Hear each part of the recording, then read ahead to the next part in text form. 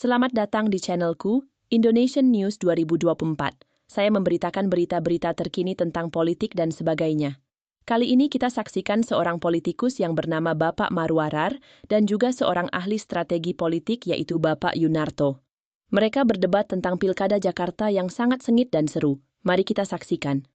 Sirait itu bisa belajar loh pada kemenangan pilpresnya. Pak Prabowo itu bisa menang ketika bisa membangun narasi rekonsiliasi. Bahwa pemilih Jokowi dengan pemilih Prabowo bukan air dan minyak, tapi bisa masuk dalam narasi yang sama. Malah Pram Dandul yang membawa narasi itu, Ara Sirait malah kemudian melakukan politik menurut saya pecah belah dengan narasi yang menurut saya jadi blunder dimainkan oleh Marwarar Sirait. Yang kemudian saking semangatnya langsung kemudian membuat sebuah logika dikotomi bahwa ketika Anies didukung itu membangkitkan macan tidur. Ketika Anies ikut mendukung pemilih minoritas kemudian bisa kabur misalnya gitu kan. Kita senang Pak Anies mendukung Pramono dan Ridwan Kamil itu membuat kita tambah semangat membangunkan macan tidur yaitu Jokowi dan Prabowo. Lihat kita sudah makin semangat dan bersatu. Kalau kita memang solid, kita lihat kekuatan PDI, Anies dibanding Prabowo, Jokowi, Gibran, dan Ridwan Kamil lebih kuat mana di Jakarta? Kita uji. Itu narasi yang memecah belah dan sementara untuk Jakarta nggak suka yang seperti itu. Kedatangan anak Abah itu benar-benar pompaan energi yang besar.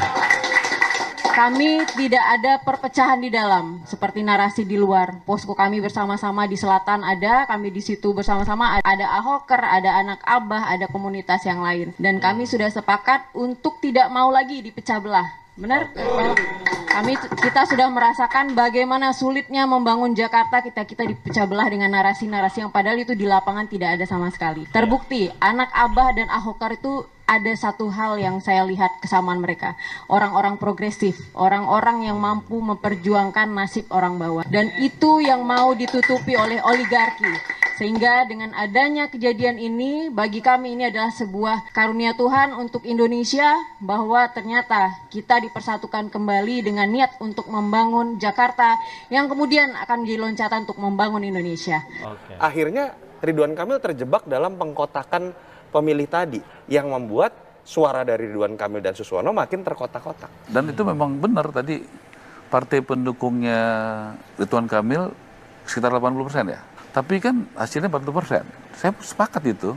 Karena memilih, ini bukan milih partai. Karena beda sekali milih partai dan milih figur gitu. Dan di situ menurut saya ada kecerdasan dari pasangan Pram Dandul tadi. Bahwa ketika menyadari pertarungan ini dimaknai sebagai pertarungan antar parpol, selesai. 80 lawan 15% gitu misalnya. Akan terjadi seperti itu, atau 85 lawan 15%. Yang kemudian dilakukan oleh Pram Dandul adalah melepaskan warna itu, sehingga kemudian pertarungan ini menjadi cair.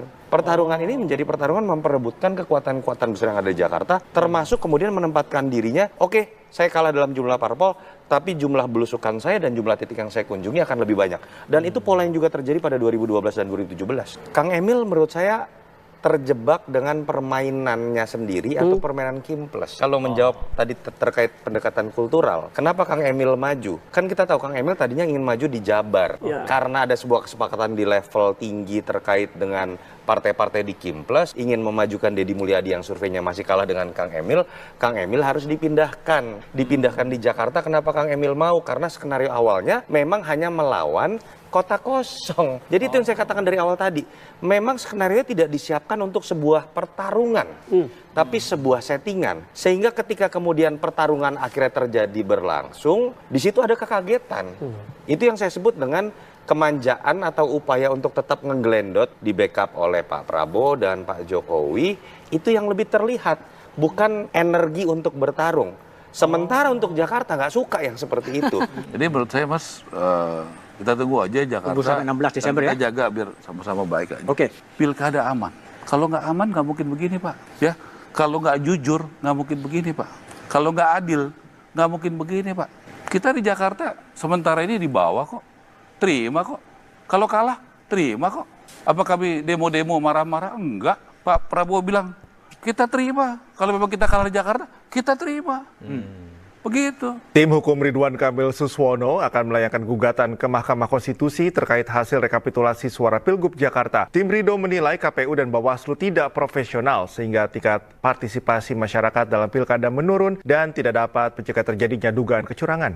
Rido, tetap tenang, ini bukan akhir daripada perjalanan, tapi ini adalah awal daripada perjalanan. Oleh karena itu, sekali lagi, kami akan tetap berjuang di jalur konstitusi. Silahkanlah mereka mau berbuat apapun. Jangan juga menilai apa yang kami lakukan ini seolah-olah inkonstitusional atau tidak diatur dalam undang-undang. Jadi dan Jakarta kan potret ya. Kita tunggu aja deh, hasilnya kan masih berproses. Kemungkinannya menurut saya 2 putaran dan nanti putaran kedua menangnya RK. Karena kelihatannya rakyat Indonesia makin percaya sama Kim Plus ini. Ya, sekarang Pak Prabowo, Pak Jokowi itu. Terima kasih sudah menonton sampai akhir. Saya akan memberitakan lagi berita yang terpopuler dan viral kepada Anda. Jangan lupa untuk subscribe sehingga Anda tidak akan ketinggalan berita-berita dari kami. Terima kasih.